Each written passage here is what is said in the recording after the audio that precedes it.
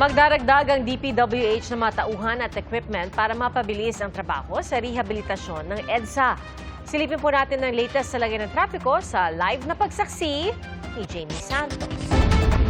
Jamie? Pia, isang araw matapos ang Pasko, may mga balik trabaho kanina kaya naman may pagsisikip na sa mga pangunahing kalsada dahil sa dami ng sasakyan.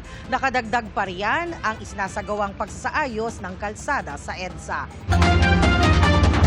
Sa bahagi ng EDSA Orense, makikita na may pagbagal pa rin sa daloy ng trapiko sa southbound dahil 2 linya o lane lamang ang nadaraanan. Maluwag naman sa northbound lane. Alas 4 ng hapon kanina, tukod ang daloy ng trapiko sa bahagi ng southbound ng EDSA Guadalupe. Ilang metro mula rito kasi nagsisimula na ang isinasagawang pagsasaayos ng inner lane ng EDSA. Kaya naman hindi pa nakakaraan ng bus sa bus lane.